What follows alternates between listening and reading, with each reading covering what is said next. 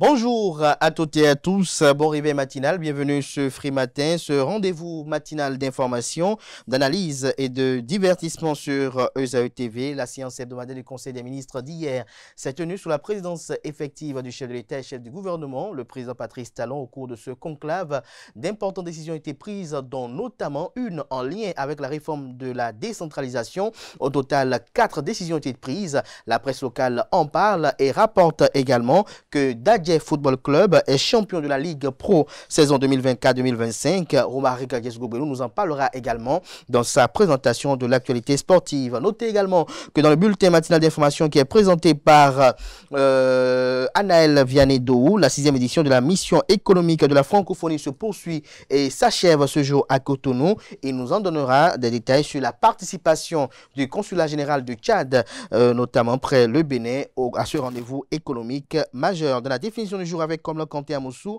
on découvre l'expression faire le pont. Juste après sa présentation, on aura droit au prénom du jour avec Romaric Guesgobelou pour boucler cette émission. Ce matin, on découvre les prénommés Serena. Voilà un peu la trame de l'émission matinale de ce jeudi matin, chers amis internautes. Juste après l'instant pub qui vante les mérites de l'École supérieure d'administration, d'économie, de journalisme et des métiers de l'audiovisuel, ESAE. Juste après, on se retrouve pour parcourir ensemble les unes de ce jeudi.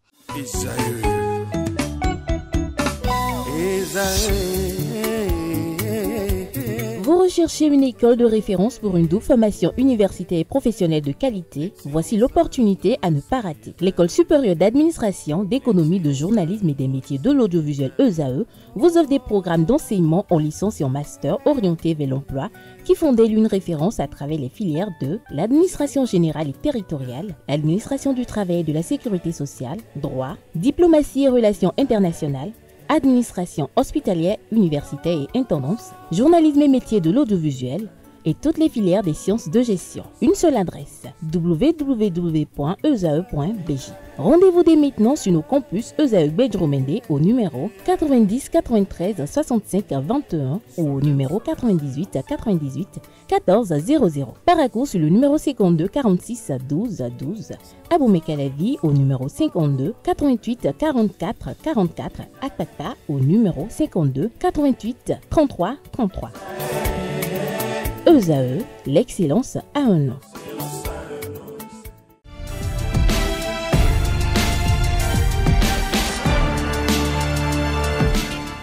Bonjour à nouveau, chers amis internautes. Nous démarrons cette une des journaux comme il est de tradition sur ESAE TV par le quotidien Maison, le quotidien béninois d'information générale et d'analyse L'Informateur, qui ce matin manchette titre Conseil des ministres, les maires à l'honneur. Le Canard précise que dorénavant, les maires auront leur regard dans le choix de leur secrétaire exécutif. Aussi seront-ils impliqués dans le suivi et la conduite des projets et programmes des communes. Telles sont entre autres les décisions prises ce mercredi 18 juin 2025 par le Conseil des ministres. Le compte rendu du Conseil des ministres de cette semaine qui s'est tenu comme à l'accoutumée sous l'égide du chef de l'État et chef du gouvernement, le président Patrice Talon. Retrouvez l'intégralité à la page 3. Commerce dans les marchés modernes. 1er juillet, fin de la gratuité. Exigence des États-Unis pour obtenir ces visas. Le gouvernement du Bénin s'active. Réinvention des cités lacustres. Bientôt, les bâtiments type à Ganvier. L'article qui vous renseigne à lire à la page 6 de la livraison. À l'oreille droite, le titre Journal École. Pour convier les fidèles lecteurs à découvrir dans les colonnes de sa parution les productions journalistiques du jour des étudiants en formation sur les différents campus de l'ESAE, l'École supérieure d'administration, d'économie, de journalisme et des métiers de l'audiovisuel, ESAE qui est présente à Cotonou, Aboumé-Calavi et Parakou. La Nation, ce matin, manchette titre Décentralisation, des innovations dans la réforme. Le Canard écrit que le séminaire gouvernemental organisé sur la réforme structurelle de la décentralisation a permis de faire le bilan des actions sous cette nouvelle ère. En Conseil des ministres, mercredi 18 juin, autant pour moi, des nouveautés ont été introduites dans la réforme structurelle de la décentralisation en cours depuis 3 ans. On peut lire également à la une de La Nation de ce matin. Entretien avec Aruna Bio, directeur général de Coris Finance Bénin. Nous prenons en compte aussi bien le formel que l'informel. Retrouvez la transcription intégrale de cet entretien exclusif à la page 7 de la livraison. Fraternité ce matin manchette Ligue professionnelle 2024-2025. Dadje Football Club sacré champion pour la première fois. 18e club au sommet au Bénin. L'article qui renseigne sur le parcours emblématique de cette équipe footballistique dans les colonnes de la livraison de ce matin. Nouveau mode de désignation des secrétaires exécutifs. Un droit de regard concédé au maire. Matin libre ce matin en manchette politique nationale. Le PCB, le Parti communiste du Bénin, rame toujours à contre-courant. Titre Le Canard, que comprendre de son titre. Élément de réponse à la page 2 de la livraison. On peut lire également à la une de Matin libre de ce matin, conditions de vie des gloires artistiques d'antan.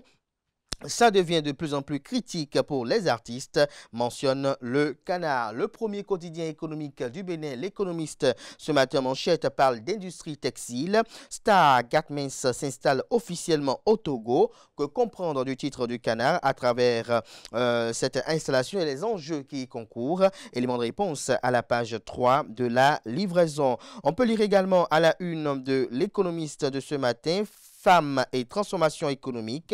BOA Togo célèbre le leadership féminin.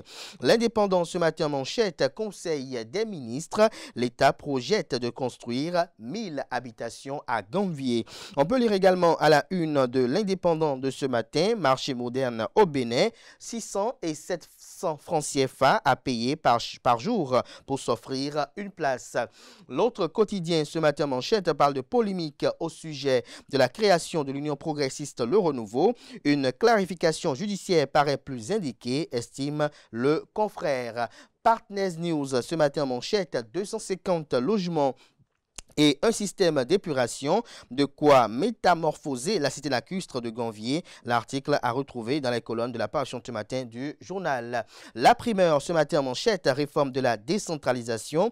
Patrice Talon répond aux doléances des maires avec 4 décisions. Les 10 décisions qui ont été prises hier en Conseil des ministres vous sont publiées dans les colonnes de sa livraison. Les 4 vérités poursuivent dans la même veine et titre ce matin manchette, réforme structurelle du secteur de la décentralisation au Bénin, un nouveau mode de désignation des secrétaires exécutifs annoncé, lequel vous est décliné à la page 3.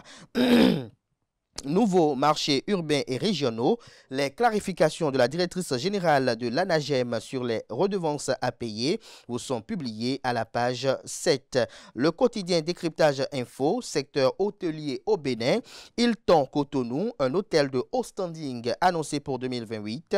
Le Canada nous apprend que le groupe hôtelier Hilton a officialisé, autant pour moi, son implantation au Bénin à travers un accord signé avec la Société de développement hôtelier du Bénin, SDHB. L'ouverture de Hilton Cotonou prévue pour 2028 vient conforter la stratégie de modernisation du secteur touristique national. Le Paraclet ce matin manchette, famille, amis et proches out. Patrice Talon tiendra-t-il parole sur le choix de son dauphin? S'interroge Le Canard. De quoi parle-t-il? Élément de réponse dans les colonnes de sa livraison. Dynamisme Info, brouille à l'Union progressiste Le Renouveau, négociation avec Maître Adrien Hongbedji, l'option à faire, estime Le Canard. La boussole à présent, Conseil des ministres, désormais 3 profils attirés au sort pour la désignation de secrétaire exécutif. On lit également à la une de la boussole de ce matin, en réponse aux attaques du ministre conseiller à la Défense et à la Sécurité, l'honorable Kamel Ouassangari crache ses 4 vérités à Rachidi Badamassi. Le pays émergent à présent, coopération interparlementaire entre le Nigeria et le Bénin. L'IPAB accueille une délégation du NILS pour renforcer la coopération parlementaire sous le leadership du président de l'Assemblée nationale Louis Béounou Vlavonou. Retrouvez des détails sur l'agenda dans les colonnes de la livraison de ce matin. Ce sera tout pour la présentation de quelques titres par ce jour de la presse locale. Merci de votre attention.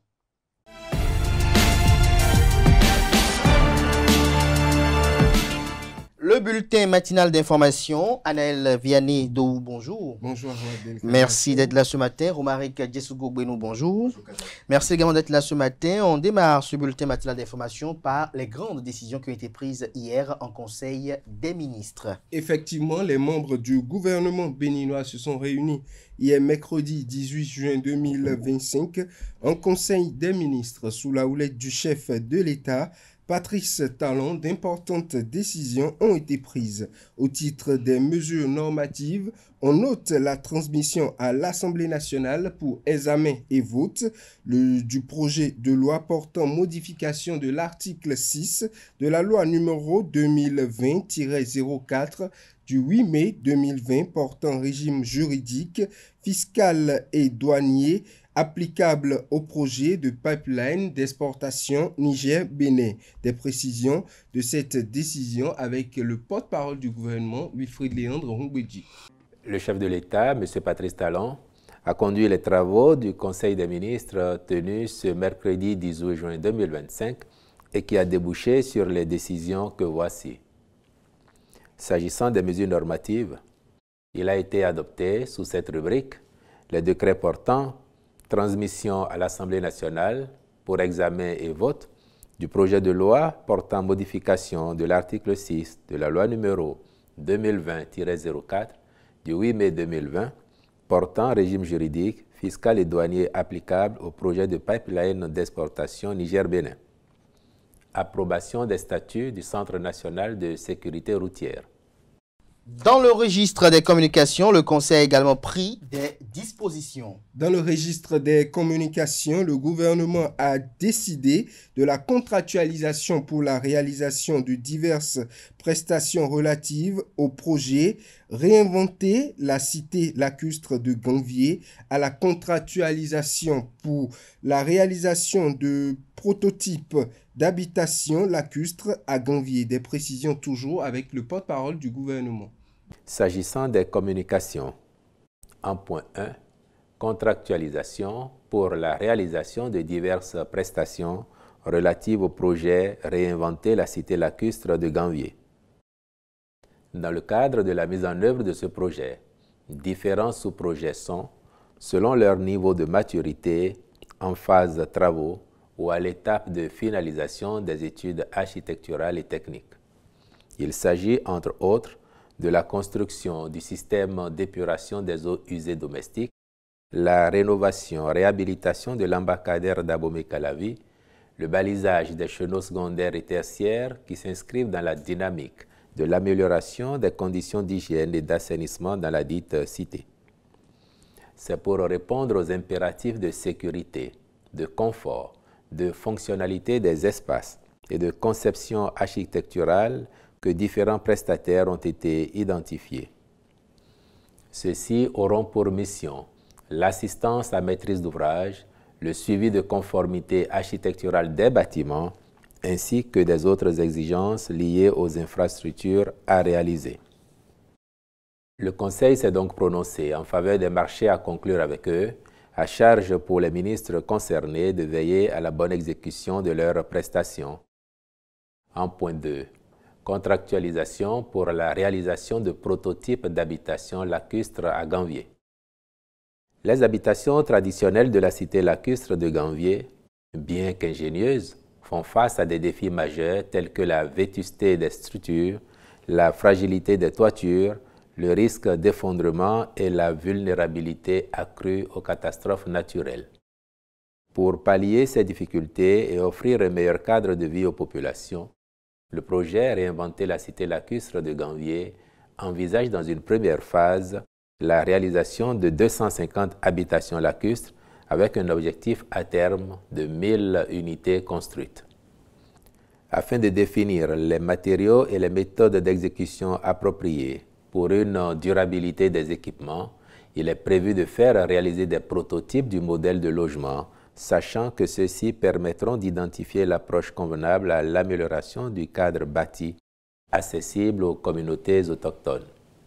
À cet effet, le Conseil a autorisé la contractualisation avec une entreprise expérimentée en vue de la réalisation de ces prototypes. La dite entreprise a prouvé son savoir-faire en matière d'utilisation de matériaux fins, durables et adaptés aux habitations lacustres. Leurs échantillons ont par ailleurs été présentés au maître d'ouvrage. D'autres décisions ont également prises en Conseil des ministres de ce mercredi. Parlons toujours du Conseil des ministres. À présent, on s'intéresse aux autres décisions prises cette semaine. Le point toujours avec le porte-parole.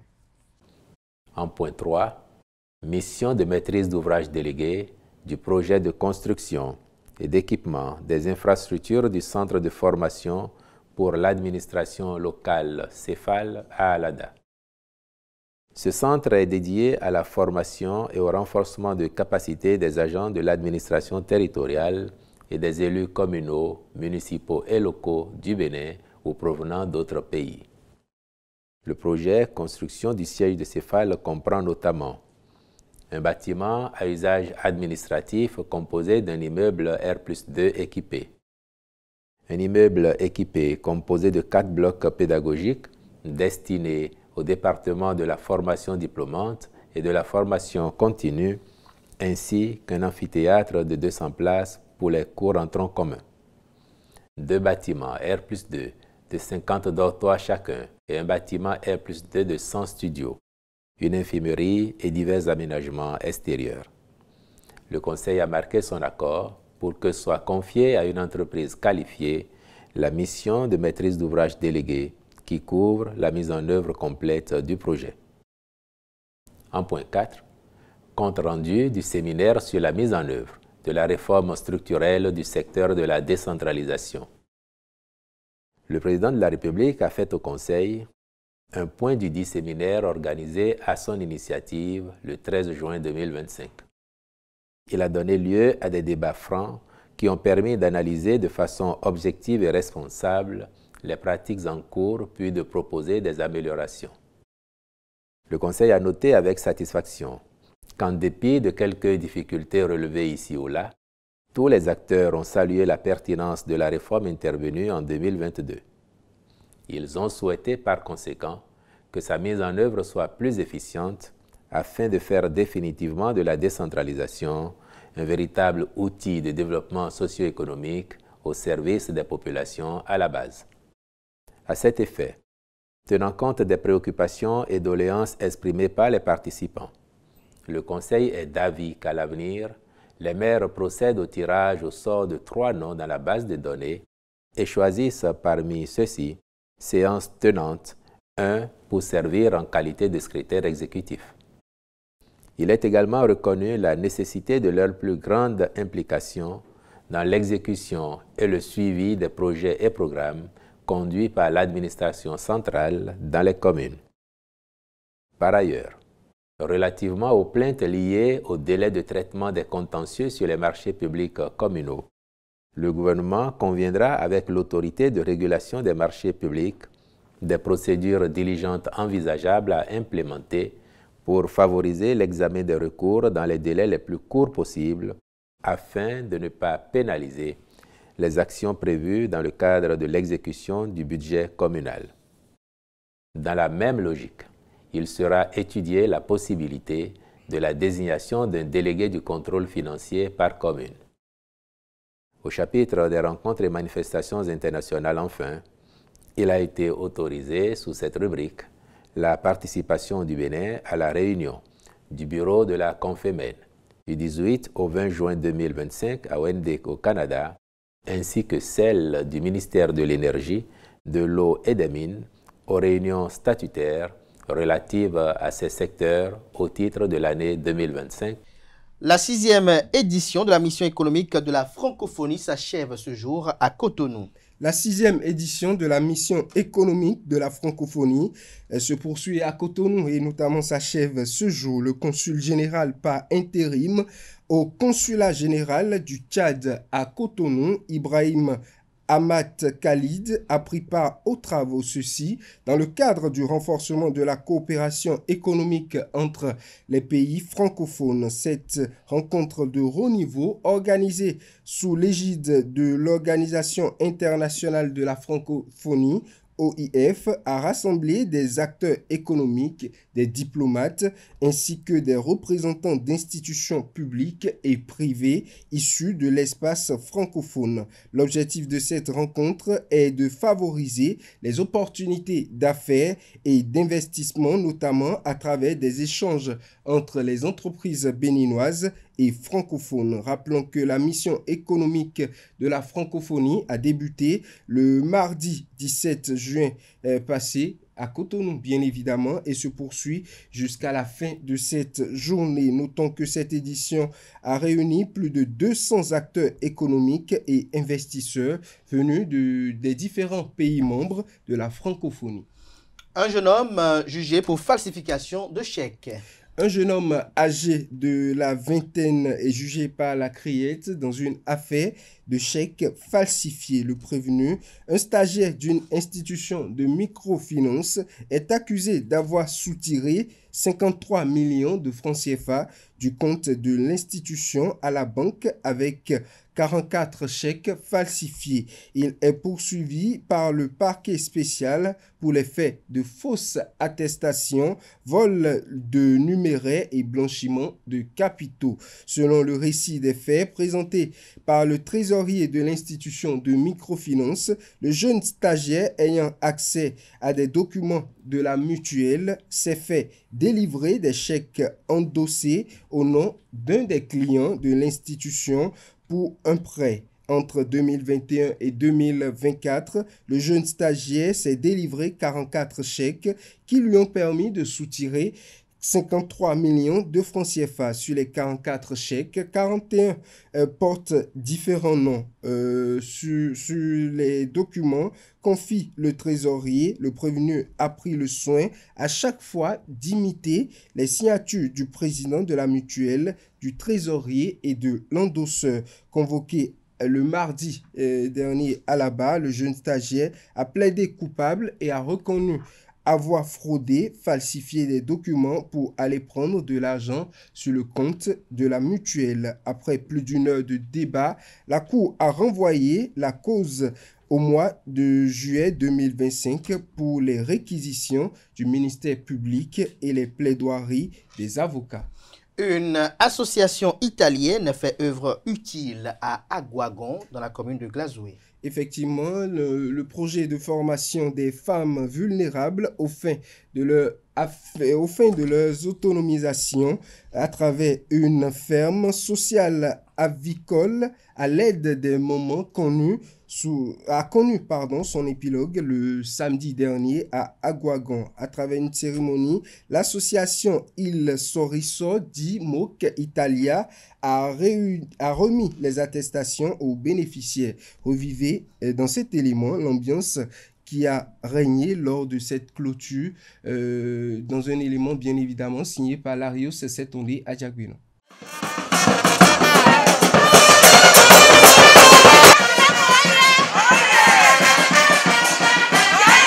Enthousiasme des bénéficiaires de la ferme sociale avicole Maman Vie à Aguagon. C'est la fin du premier cycle de ce projet de formation et d'initiation des femmes de ce village de la commune de Glazoué en l'élevage de poules pontes. Elles font une procession pour exprimer reconnaissance et gratitude à l'association Il Sorriso di Moc Italia et à ses partenaires.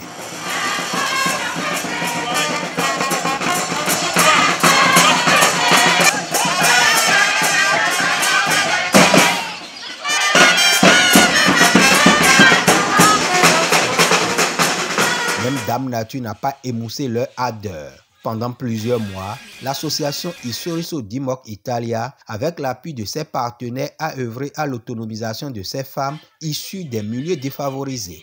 C'est avec un cœur rempli de joie que je prends la parole au nom des femmes bénéficiaires de la ferme sociale avicole à l'aide des mamans d'Aguagon pour exprimer nos ressentiments les plus sincères envers Il Sorriso di Moc Italia APS, Cesa Valdez et toute la coopérative italienne qui, par leur action et générosité, ont changé des vies parmi nous.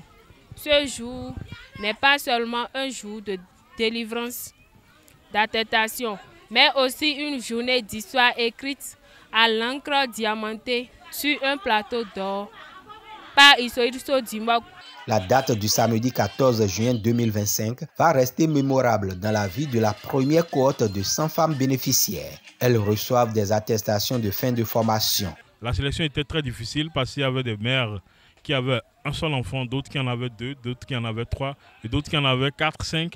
Nous avons choisi ceux qui étaient plus en difficulté et elles sont aujourd'hui toutes là, joyeuses, contentes parce qu'elles ont reçu leur attestation de fin de formation. En plus de cela, d'un bon d'achat de poussins qu'elles utiliseront, qu'elles mettront en valeur en son temps donné pour aller mener un petit cheptel chez eux, en plus des bénéfices qui seront issus du projet. Vous avez transporté un beau projet merveilleux. Vous l'avez transporté, couronné, non seulement par votre engagement, par votre participation constante, votre désir d'apprendre et de construire votre avenir et celui de vos enfants, mais aussi par la solidarité, le respect, la joie, le partage. Vous êtes des femmes et des mères extraordinaires. La présidente Mazia Danella et son équipe vont pérenniser leur action pour le bien-être de la communauté d'Agouagan. Nous allons recruter encore, nous allons sélectionner plutôt encore 100 autres femmes en difficulté qui seront aussi bénéficiaires d'une nouvelle vague de 1000 autres pondeuses et qui vont aussi bénéficier de ce même programme qui vise en réalité à rendre autonomes des mères qui sont en situation de difficulté. En plus de cela, toujours dans ce même espace, nous allons réaliser une salle didactique qui permettra de faire non seulement des formations aux jeunes, aux femmes, aux jeunes hommes, à toutes les personnes. En tout cas, il y aura des formations qui seront réalisées pour intéresser des gens de Agouagan et de Glazoué en général. Nous allons aussi organiser des séances de distraction, toujours pour la jeunesse d'Agouagan et de Glazoué. Hormis la formation des bénéficiaires, il Soriso Dimok Italia a apporté assistance à plusieurs femmes dans le cadre de divers événements. La ferme sociale avicole à l'aide des mamans se veut un incubateur au service de la promotion des femmes et des jeunes d'Agouagan. Merci à vous, Anel Vianido, pour cette présentation de l'actualité, notamment nationale, notamment dans le bulletin matinal d'information. On va suivre à présent l'actualité sportive avec Romaric Djesougo Benou. La page des sports, Romaric Djesougo Benou, bonjour à nouveau. Bonjour Kader. Alors, Dadje Football Club qui est champion de la Ligue professionnelle saison 2024-2025. C'est officiel, dans une finale de tous les superlatifs face au triple champion Coton Football Club. Les Bleus d'Adje ont arraché le titre de champion au titre donc de l'année 2024-2025 au terme d'un match haletant. Un coup franc somptueux à la 27e minute, une égalisation sur penalty à la 87e par les hommes de Coton Football Club. Et c'est Dadje qui l'emporte dans une explosion de joie indescriptible, une soirée inoubliable, un sacre historique. Le peuple de Grand Popo en a eu pour son compte. Dadje FC entre donc dans la légende du football béninois avec courage, passion et panache. Dans nos prochaines éditions, le point de la rencontre. Le parcours de ces deux équipes, vous nous en parlez. Oui, c'est officiel, comme je le disais, c'est Dadje Soneb Football Club qui est champion du Bénin au titre de l'année 2025 au terme de la grande finale de la Ligue professionnelle de football du Bénin qui s'est donc déroulée hier mercredi à Grand Popo. Dadje et Coton ont dû attendre l'ultime étape des tirs au but pour décider du champion donc de la saison 2024-2025. C'est Dadje qui est donc couronné champion de football du Bénin. En attendant les grands moments de cette rencontre dans nos prochains éléments, suivez le parcours des deux équipes tout au long donc de cette saison. Après 34 journées disputées le long de la saison 2024-2025 de la Ligue professionnelle de football du Bénin, retour sur le parcours de Dadje et de Coton Football Club. Dadje Football Club, une équipe qui a su faire vibrer les terrains de la zone A, match après match. Dadje Football Club, c'est d'abord une série incroyable de 8 matchs, sans la moindre défaite en cette fin de saison. 3 victoires et 5 nuls, pour ne parler que de cela. Une régularité qui en dit long sur la solidité de ce collectif. Mais ce qui frappe encore, c'est leur efficacité offensive. 44 buts inscrits avant cette finale. Un résultat qui fait de l'équipe la meilleure attaque de la zone A. Un chiffre qui reflète également non seulement leur puissance devant les cages, mais aussi leur capacité à produire du jeu, à aller chercher les filets dans toutes les configurations. Leur parcours a été marqué par de vrais moments de bravoure, des retournements spectaculaires et une force mentale remarquable, notamment lors des rencontres clés face aux concurrents directs. Après ce choc face à Coton, Dadje Football Club, peut-on dire, est d'un dynamisme exceptionnel. Une chose est sûre, ils n'ont pas volé leur place en finale, encore moins leur victoire. Félicitations à l'équipe de Dadje et à tout son staff. Et maintenant, penchons-nous sur l'autre géant de cette finale. Coton Football Club, triple champion de la Ligue Pro. Le club est arrivé encore une fois en patron avec son palmarès déjà impressionnant. Cette saison, Coton Football Club a tout simplement été inarrêtable. Aucune défaite en 24 matchs avec 11 victoires, 13 matchs nuls et une solidité à toute épreuve. Cette série exceptionnelle reflète une maîtrise tactique et mentale digne des plus grandes équipes du championnat. Mais ce qui fait la véritable force des poulains de Victor Zunka, c'est leur mur défensif. Avec seulement 16 buts encaissés, ils possèdent la meilleure défense de la zone B et la deuxième meilleure défense, toutes zones confondues, juste derrière les Buffles du Borgou. Une performance défensive qui témoigne d'une rigueur implacable et d'un collectif parfaitement huilé. Déjà couronné à 3 reprises, Coton FC connaissait les exigences et l'expérience était de leur côté, la pression aussi. Mais une chose est sûre, ce groupe a l'ADN des grandes finales. Coton était venu pour gagner, mais Dadje aussi.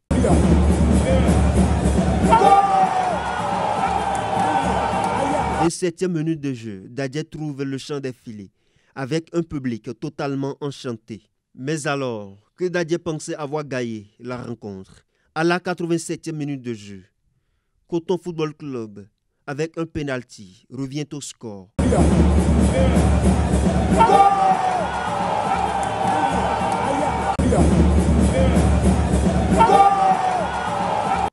Un but partout. Il a fallu attendre les étapes de tir au but pour que Dadje soit couronné champion au titre de la saison 2024-2025 de la Ligue Pro du Bénin. Félicitations à toutes les équipes.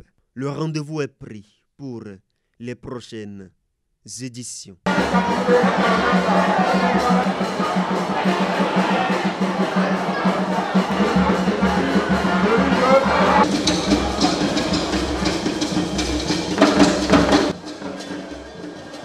Et puis on finit avec ce dernier lancement, avec la victoire de Dadje, avec la victoire, pour être plus précis, Dadje Football Club rejoint le cercle très fermé des équipes championnes du Bénin. Oui, jusque-là, Dadje n'était pas encore sur la liste, mais avec cette victoire contre Coton Football Club, il s'agit bien évidemment de plusieurs équipes qui étaient donc déjà dans ce cercle, notamment Dragon Football Club de Lomé, les Buffles du Borgou, Coton FC, Mogas 90, les Requins de l'Atlantique, l'AS Porto Novo, Aspac, Lotto Popo, la Jeunesse athlétique du plateau et puis l'AS Tonnerre. Bien évidemment, Dadje qui donc s'ajoute à la liste, intègre donc le cercle très fermé donc des équipes championnes du Bénin. Merci à vous, Romaric Djesgougouenou, pour cette présentation. Je vous maintiens en plateau pour tout à l'heure le prénom du jour. On va remercier Anaël Vianedou qui va céder sa place à Komlan Kanté Amoussou pour la définition du jour.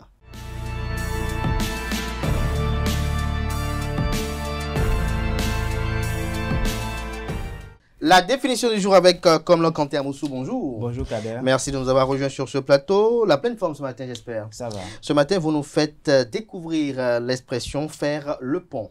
Effectivement, amis internautes, bonjour. Faire le pont signifie ne pas travailler entre 2 jours fériés. Origine de l'expression apparue sous le Second Empire, cette expression avait déjà son sens actuel. Quand un jour férié est séparé d'un autre par un jour ouvrable, il arrive, amis internautes, que les entreprises ferment et que les employés puissent ne pas travailler pendant plusieurs jours par la suite. Alors l'image, elle est très simple à comprendre. Il s'agit de passer d'un jour à un autre, comme passer d'une rive à l'autre par le biais, bien évidemment, d'un pont. Voilà, c'est tout pour la signification de l'expression de ce matin. Merci à vous, Komla Kanté Moussou, pour cette belle présentation. Restez avec moi en plateau. On va retrouver Romaric, qui est sans transition, va nous présenter le prénom du jour qui porte sur les prénommés Serena.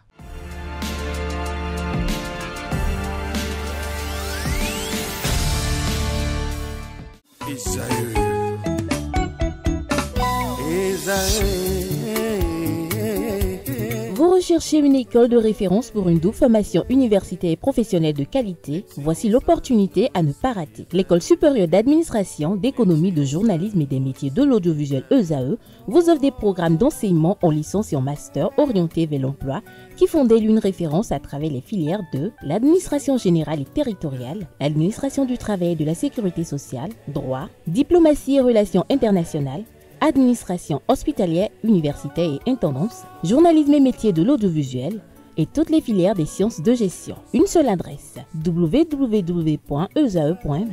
Rendez-vous dès maintenant sur nos campus ESAE Bedjromende au numéro 90 93 65 21 ou au numéro 98 98 14 00. Parakou sur le numéro 52 46 12 12.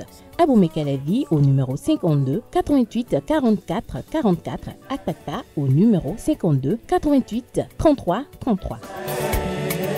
ESAE, l'excellence a un nom. Internaute, Serena, c'est le prénom que nous allons définir ce matin. Le prénom Serena est d'origine latine dérivée de serenus, qui signifie une personne calme, sereine ou encore paisible. Serena évoque donc la tranquillité, la douceur et l'harmonie intérieure. Il symbolise également la paix d'esprit et la clarté.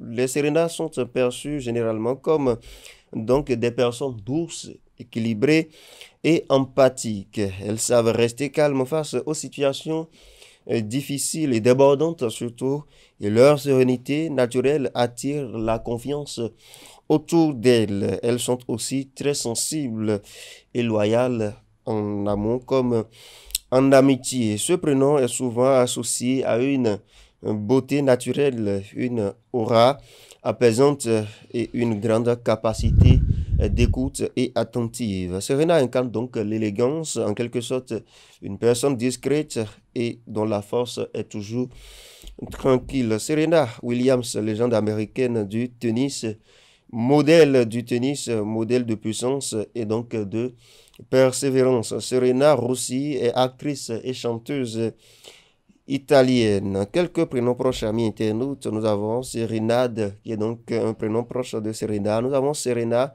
écrit avec deux N, qui est donc la forme variante de ce prénom. Nous avons Serena, nous avons Cyrina ou encore Serena Marie, qui est donc le prénom composé de ce prénom. Conclusion, amis internautes, retenez que Serena est un prénom qui symbolise donc la paix, le charme et la force intérieure. C'est un prénom pour lequel il faut opter. Si vous voulez choisissez donc un prénom pour votre nouveau-né. Et à toutes les personnes qui soufflent une bougie de plus aujourd'hui, ceux qui se rappellent de leur date d'anniversaire, nous nous joignons à vous pour vous souhaiter un très heureux anniversaire.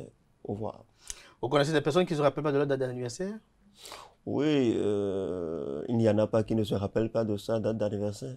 Bon, mais selon ce que vous avez dit tout à l'heure, c'est comme s'il y en a des personnes qui ne s'en rappellent pas. Ils se rappellent de leur date d'anniversaire aujourd'hui. Merci à vous. On ne comprendra pas, mais il ne faut pas chercher à comprendre aussi. Merci à vous pour cette présentation des prénommés Serena. Merci à Komla Kanté Moussou de rester avec moi jusqu'à la fin de cette émission. Merci à vous, chers amis internautes, sans lesquels nous ne sommes rien. C'est grâce à vous que nous nous retrouvons chaque matin ici pour vous offrir ces différentes présentations. Portez-vous bien. On se donne rendez-vous demain, vendredi, par la grâce et la volonté divine, sans occulter celle des hommes. Jusque-là, belle suite de programmes sur ESAE TV.